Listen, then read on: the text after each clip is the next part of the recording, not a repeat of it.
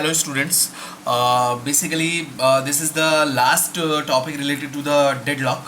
मैं डेडलॉक की में आपको सबसे पहले मैंने आपको कैरेक्टरिस्टिक्स पढ़ाई, फिर आपको प्रिवेंशंस बताए, और सबसे इंपॉर्टेंट था जो मैंने डेडलॉक अवॉइडेंस बताया उसमें बैंकर्स एल्गोरिथम बताया कि कैसे हम लोग सेफ सीक्वेंस को फाइंड आउट करते हैं कि करंट अवेलेबल रिसोर्सेज से सारे की सारे जितने भी प्रोसेस उनकी नीड सेटिस्फाई करती है, और अगर उनके अलावा अगर कोई भी सिंगल प्रोसेस या दो प्रोसेस एक्स्ट्रा रिक्वेस्ट करे, मतलब एक्स्ट्रा रिसोर्सेज की रिक्वेस्ट करे, जो मैंने कुछ न्यूमेरिकल कराए थे जिसमें से अलग से वो रिक्वेस्ट कर रहे थे, तो अगर वो करंट अवेलेबल से ज़्यादा हो रही थी, वो करंट अवेलेबल से ज़्यादा हो रही थी, तो हम तुरंत मना कर देंगे भाई नहीं दे सकते। अगर कम है तो हम उस पर्टिकुलर प्रोसेस को उतने रिसोर्सेज अलॉट करके ये चेक करते हैं क्या सेफ सीक्वेंस मिल पा रहा है। अगर सेफ सीक्वेंस नहीं मिल पा रहा है तो हम उसको वो रिक्वेस्ट ग्रांट नहीं करेंगे। ठीक है, अगला है आपका डेडलॉक डिटेक्शन, कि डेडलॉक को डिटेक्ट कैसे करें। तो पहला पॉसिबिलिटी है, ध्यान से सुनना, पहला पॉइंट है the resources are of single instance type. Single instance का मतलब हर एक रिसोर्स की एक ही कॉपी है। तो अगर ये सिचुएशन है, मान लो इस रिसोर्स R1 की एक कॉपी है, R2 की एक कॉपी है, तो P2 hold the R2, P1 hold the R1 request on and requesting for R2 as it is P2 hold the R2 and requesting for. तो एक तरीके से आप देख रहे होगे कहीं ना कहीं अगर प्रोग्राम को रन कर रहे हैं तो साइकिल डिटेक्शन एल्गोरिथम से डिटेक्ट करोगे कि यहाँ पर एक साइकिल है। इफ़ ऑल द रिसोर्सेज, ध्यान से थ्योरेटिकल है बेसिकली ये पूरा lecture, if all the resources are of single instance type then cycle in the resource allocation graph is necessary and sufficient condition to occurring the deadlock. अगर आपके किसी भी पूरे रिसोर्स एलोकेशन ग्राफ में अगर साइकिल बन रही है तो वो नेसेसरी एंड सफिशिएंट कंडीशन है किसके लिए? डेडलॉक के लिए। अब ध्यान से सुनना, if all the resources are not of a single instance type, अगर सारे सिंगल इंस्टेंस टाइप के नहीं है, then the cycle in the resource allocation graph is just a necessary condition not sufficient condition for occurring the deadlock. ये आपका पहला point है। अगर आप लोगों ने बैंकर्स एल्गोरिथम की न्यूमेरिकल सॉल्व किए तो ये आपका सेकंड पोर्शन है, डेडलॉक को डिटेक्ट कैसे करते हैं। अगर आप लोगों ने देखा हो डेडलॉक को डिटेक्ट करने का तरीका, अगर रिसोर्सेज जो हैं are of multiple instance type है, मल्टीपल इंस्टेंस की मतलब होता है एक से ज़्यादा रिसोर्स की कॉपी, जैसे R1 की P0 को जो है ये कॉपी है, ये कॉपी सारी कॉपी दे रखी है, इतनी कॉपीज़ दे रखी हैं, टोटल कहीं एलोकेट होगी। इससे हम रिमेनिंग निकालते हैं, करंट एलोकेटेड करंट अवेलेबल आपका ये। अगर आपको न्यूमेरिकल याद आ रहा हो तो सब कुछ याद आ जाएगा। तो एक बात बताओ, इससे हम लोग क्या निकालते थे? अगर हमें डेडलॉक डिटेक्ट करना है तो हम लोग क्या बैंकर्स एल्गोरिथम चलाते थे, और बैंकर्स एल्गोरिथम चला के देखते थे क्या कोई सेफ सीक्वेंस बन रहा है। अगर सेफ सीक्वेंस बन रहा है तो देयर इज नो डेडलॉक, अगर सेफ सीक्वेंस नहीं बन रहा है तो अनसेफ सीक्वेंस होगा। अनसेफ सीक्वेंस से आप डेडलॉक फाइंड आउट कर सकते हो। कैसे? ध्यान से देखो, मान लो कि अगर ये वाली सिचुएशन है तो आप इसको घर से सॉल्व करके भी देख सकते हो, मैं भी आपको अभी समझा रहा हूँ। ध्यान से देखो सभी लोग, आप लोग ध्यान से देखो, अगर आपको डेडलॉक डिटेक्ट करना है तो आप क्या चलाओगे? बैंकर्स एल्गोरिथम चलाओगे। ये मान लो आपके करंट अवेलेबल है और ये रिमेनिंग नीड की मैट्रिक्स है। किसकी मैट्रिक्स है? रिमेनिंग नीड की मैट्रिक्स है। तो सबसे पहले 0 0 इसको अलोकेट हो जाएगा, तो पहला सेफ सीक्वेंस में पहला एलिमेंट क्या आएगा? P0। P0 के बाद इसके जो करंट एलोकेट, ये आपके करंट एलोकेट ये इसमें ऐड हो जाएंगे, तो क्या हो जाएगा? 0 1 0 0 1 0। इसे दे सकते हो? नहीं। इसे दे सकते हो? यस। तो क्या हो जाएगा? P2। ध्यान से सुनना, P0 से शुरुआत है तो ये P2 हो जाएगा। P2 को देने के बाद P2 के ऐड हो जाएंगे तो ये कितना हो जाएगा? 3 1 और आपका 3। उसके बाद P2 के बाद क्या आप इसे दे सकते हो?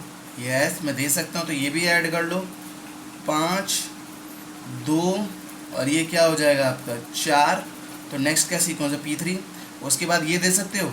यस। P4 को भी दे सकते हो, P4 के भी ऐड कर लो, 5 2 6। उसके बाद क्या? P1। तो P1 की अगर ऐड करोगे तो आप समथिंग मैंने कुछ रॉन्ग किया है। एग्जैक्टली हुआ ये कि जस्ट वेट, थोड़ा सा मैंने प्रॉब्लम किया है। ध्यान से सुनो, मतलब सीक्वेंस यही रहेगा, लेकिन सबसे पहले मैंने किसको अलोकेट किया था? P1 का। ओके फाइन, ये सही था। 0 1 0 3 1 3, थोड़ा सा कन्फ्यूज़न हुआ मेरे को।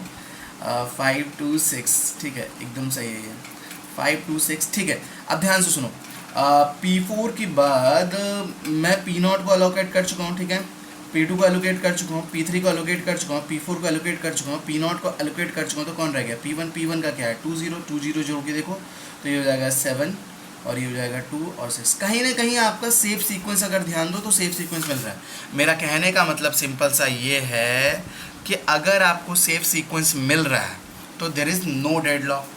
बट अगर आपको मान लो कि इसी क्वेश्चन में, जैसे मैंने आपको प्रीवियसली दिखाया था इसके लिए तो सेफ सीक्वेंस आपका हो गया पी नॉट, एक से ज़्यादा सेफ सीक्वेंस पॉसिबल है, आप इसे सॉल्व करके देखिएगा। P naught, P two, P one, P three मैंने निकाला है, P naught, P two, P three, P four, P one, इन्होंने दूसरा सीक्वेंस फॉलो किया है। पी नॉट, पी टू ऊपर चलेगा जो पहले रिक्वेस्ट हमने छोड़ी हुई थी। आप कोई सा सीक्वेंस, एक से ज़्यादा सेफ सीक्वेंस पॉसिबल हैं बट डेडलॉक नहीं आना चाहिए। देखो कंडीशन ये कि what happens if the process P two requesting for additional 0,0,0,1, जो मैंने बैंकर्स एल्गोरिथम के क्वेश्चन रहे तो हम क्या कर रहे थे, हम सबसे पहले चेक करते हैं क्या 0,0,1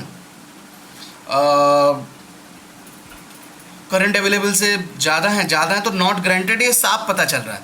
लेकिन हमको करके देखना, हम क्या करेंगे, जो रिक्वेस्ट करी है ध्यान से सुनना, कितना 0,0,1 किसने रिक्वेस्ट करी है, P2 ने, ये वाले प्रोसेस ने, P2 ने, ठीक है। तो इसको अलॉट करके देखेंगे और उसके बाद क्या करेंगे, सीक्वेंस निकालेंगे। तो ध्यान से देखना, एक ही बंदे को रिसोर्स मिल पाएंगे P0, उसके बाद किसी को नहीं मिल पाए, अनसेफ और डेडलॉक। और ध्यान से सुनना, जो प्रोसेस डेडलॉक में फंसते हैं उनका नाम लिख देते हैं, जिनको रिसोर्सेज नहीं मिलते P1, P2, P3, P4, तो वो क्या होते हैं, डेडलॉक। तो सिंपल सा तरीका है, मतलब अगर मैं आपको ओवरऑल बताऊं तो सिंपल सा फंडा ये है डेडलॉक डिटेक्ट करने का। अगर एक से ज़्यादा इंस्टेंस हो, आप बैंकर्स एल्गोरिथम अप्लाई करो, बैंकर्स एल्गोरिथम से आप डेडलॉक डिटेक्ट कर सकते हो। सबसे पहले सेफ सीक्वेंस निकालो, अगर सेफ सीक्वेंस नहीं आ रहा तो अनसेफ आ रहा हो। अनसेफ में का मतलब कुछ रिसोर्सेज का रिक्वेस्ट कभी सेटिस्फाई नहीं होगा, अगर रिक्वेस्ट सेटिस्फाई नहीं होगा तो वो वाले प्रोसेस जो हैं आपके किस में इन्वॉल्व होंगे, डेडलॉक में इन्वॉल्व होंगे, सिंपल। ठीक है, अगला है डेडलॉक रिकवरी। ठीक, डेडलॉक डिटेक्शन तो ईजी था, डेडलॉक रिकवरी कैसे करते हैं। अच्छा एक बात बताओ, डेडलॉक रिकवरी का मतलब क्या है। मान लो अगर डेडलॉक हो जाए तब डेडलॉक रिकवरी कैसे करें। तो पहला जो तरीका है वो है killing the process. Killing the process, तो मान लो कि बहुत सारे प्रोसेस है, अगर तुम लोग ध्यान दो जो बैंकर्स एल्गोरिथम से क्वेश्चन, मान लो 5 प्रोसेस हैं, मान लो कि एक ही प्रोसेस की रिसोर्स की नीड सेटिस्फाई हो रही है, तो बाकी तो डेडलॉक इन्वॉल्व है, तो क्या करें, kill all the resources which are involve in the deadlock. जो प्रोसेस डेडलॉक में इन्वॉल्व हैं उन्हें हम लोग किल कर देंगे। कैसे किल करेंगे, किस बेसिस पे, ध्यान, कुछ प्रोसेस की लो प्रायोरिटी होगी, ठीक है, जिनकी लो प्रायोरिटी होगी उनको किल करेंगे। परसेंटेज ऑफ प्रोसेस कंप्लीशन, देखो प्रोसेस अपना एग्जीक्यूशन कंप्लीट करना शुरू करता है, तो मान लो एक प्रोसेस ने 5% कंप्लीशन स्टार्ट किया, एक ने 95% कंप्लीट करना, तो किसको खोलूंगा, P1, जिससे ज़्यादा नुकसान ना हो। अगला, number of resources the process is holding.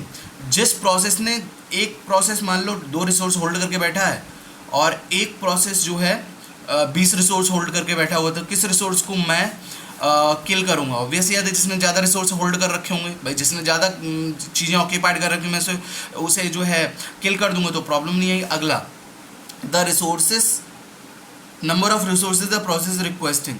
ये P1 जो है 20 की रिक्वेस्ट कर रहा है, P2 जो है वो 2 की रिसोर्स की रिक्वेस्ट कर रहा है, तो किसको मैं किल करूँगा, P1 को, क्योंकि ज़्यादा रिक्वेस्ट कर रहा है। तो जो ज़्यादा कर रहा हो उसी की वजह से डेडलॉक आएगा, ठीक है।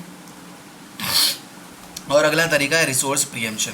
ये तो आप लोग प्रीएम्पशन तो मुझसे 1000 बार सुन चुके हो जब से मैं पढ़ा रहा हूँ।